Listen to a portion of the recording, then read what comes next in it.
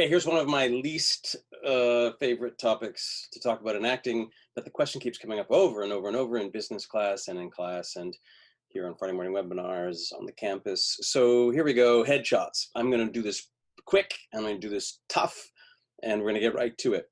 The number one reason why actors' headshots aren't good is because the actor's not doing a good job.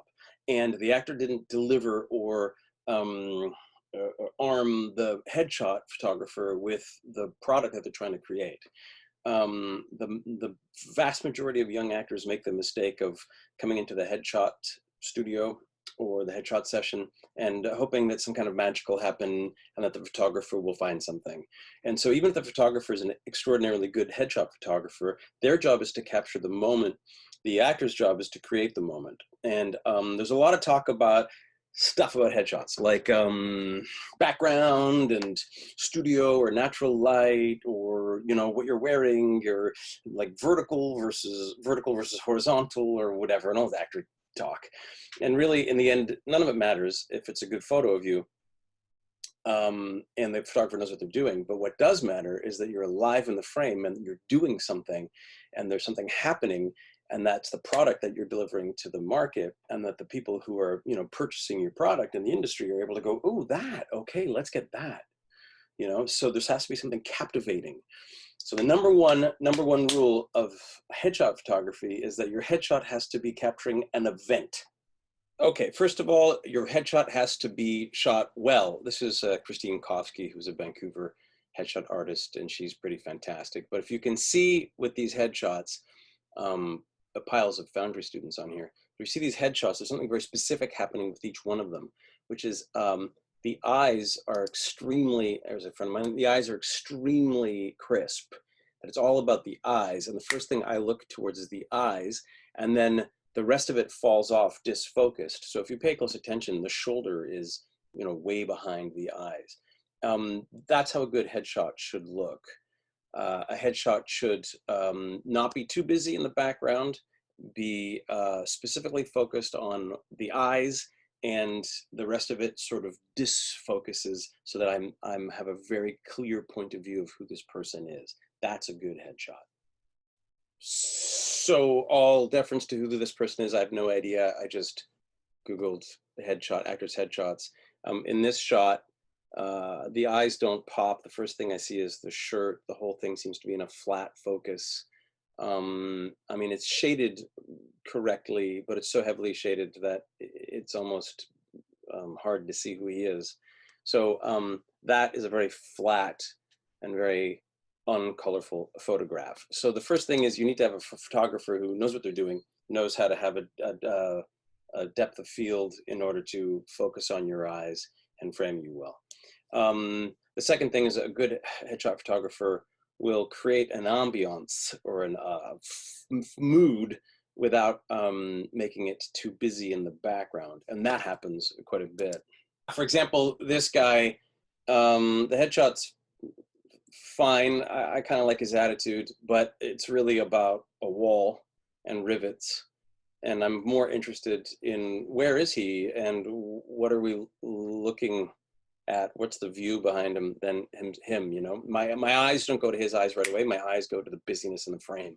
So that's a frame that's way too busy. Whereas sometimes you get a frame that's just way too flat, where nothing at all is happening. That's okay. I kind of like that. It's suggestive, maybe a bit heavy. But say this guy, that's actually a student of mine. This guy, the background there, that sort of dull gray does nothing for this young man. Something else should be happening, or we should be framing him in not horizontal and vertical and keeping him close. At least this is into the eyes first, and then it kind of see the disfocus there. So the photographer knows his stuff. Just that background doesn't tell me anything, doesn't do anything. Now we get back to the actor's job. So the photographer knows what they're doing, that's great. The actor's job is to make sure that you're selling your product. Now, the number one rule of besides creating an event or headshots, the rule of headshot photography is have contrasting but not conflicting shots. And a lot of times what people do is they have headshots like them with a mustache, them like a sailor, them shaved or something, and you just go, what, is that the same person? So you don't want that. You want the same person in contrasting situations, which is your emotional three major hits as an actor. So, you know, you play lovely, young, sweet, open-hearted, romantic kind of woman, but also you can be quite ballsy and tough. And also you've actually got kind of a naughty sense of humor under your sort of regal elegance.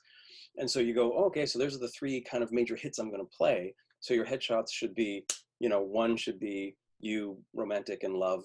One should be you standing up for something that's really important to you. And one should you be quite being kind of goofy. And there's your three headshots. So they're contrasting characters, but they're not conflicting with your product, your essence, who you really are.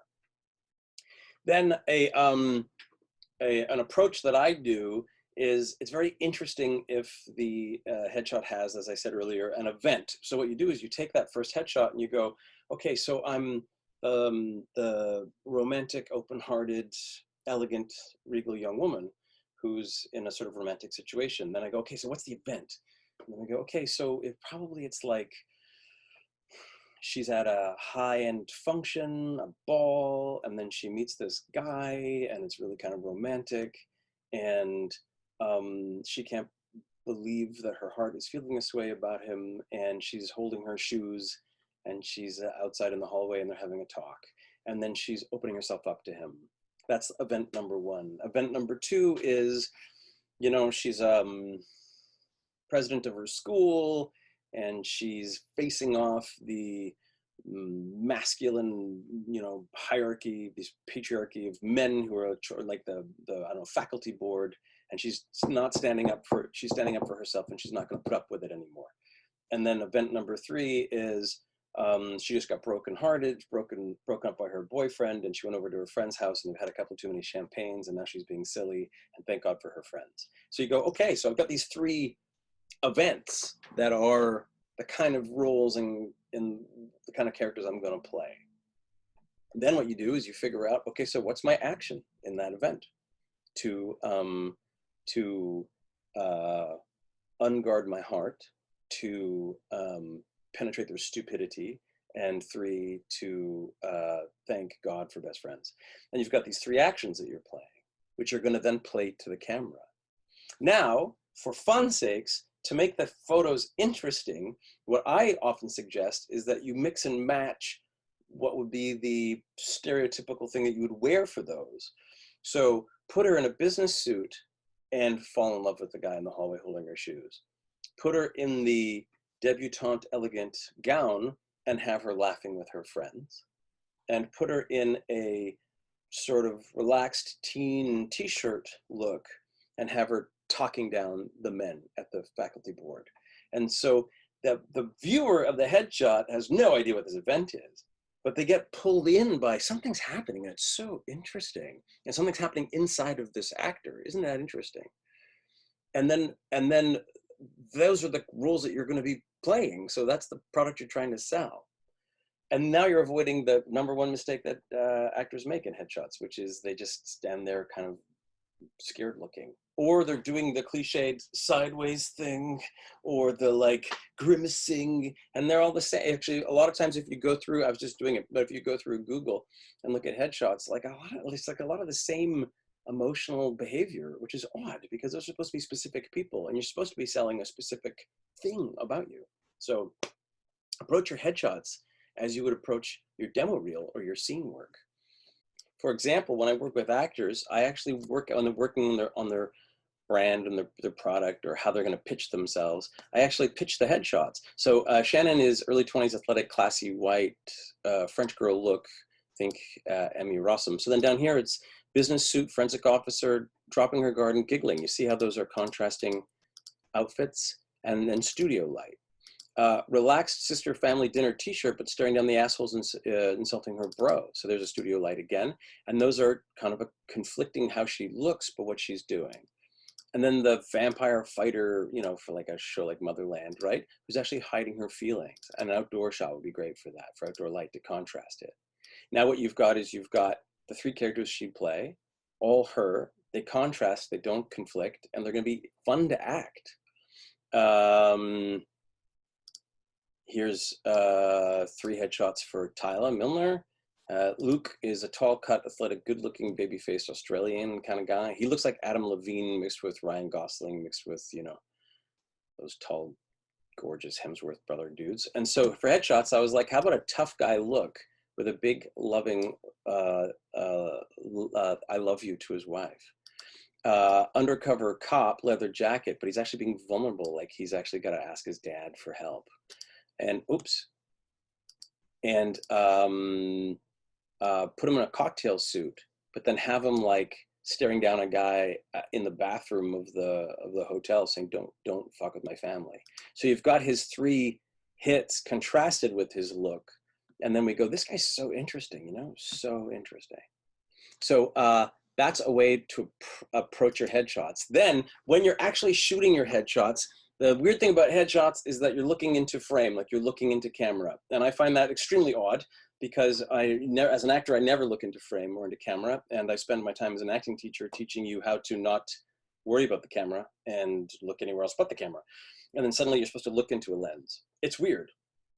It's kind of like in the 1980s, 90s, when all of our headshots were in black and white. And I was having an argument with the casting director going, but when am I doing black and white movies? Like, how come I can't hand in a color headshot?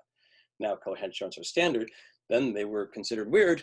I think you're going to see in the future, I'm making a prediction, I'm forecasting that the standard headshot's going to be looking away from lens, not looking into lens. Because I don't know, looking into lenses, unless I'm a newscaster, when do I ever do that? That said, that's still the way it's done. So if you want to break rules, go for it. But otherwise, you have to look into lens, which I find daunting. So I have to act with this inanimate object, knowing that it's supposed to be looking at me. So here's how I suggest you get your headshots done. Bring a fellow actor, somebody who you have an intimacy with and who you can work with and who opens you up and who you can connect with. And then as you're getting your headshots done, put them over here next to the photographer, and then explain, sort of prepare what the event is about. This is me, you know, looking up saying, look, don't fuck with my family. I know I've made mistakes, but I am a good guy, so don't fuck with my family. And then I look into frame and click, click, click, click, click, and then we get 5 or 6 shots. And then I keep bouncing off that person and transferring it over to the lens. That's the way I do it. I think it works really well. If you have an extraordinary photographer who's really good at interplay, you can do it with the photographer. But that, again, that's not really their job. Their job is to capture the moment, not to create the moment. This is Rachel Mertens, who's one of my actresses. She works in Cape Town, South Africa. She's excellent. She uses an excellent demo reel. I've probably highlighted her demo reel before. She is the elegant, well-bred British girl who has a keen intelligence and is probably smarter than you. So that headshot works out really well for her.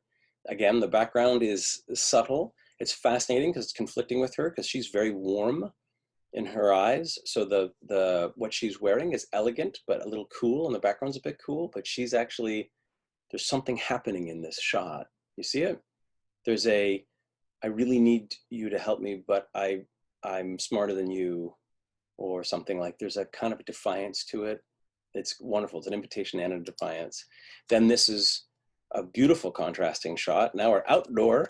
Now that's a very busy background, but for some reason that background kind of works for me because I can't help but like just go right to her smile.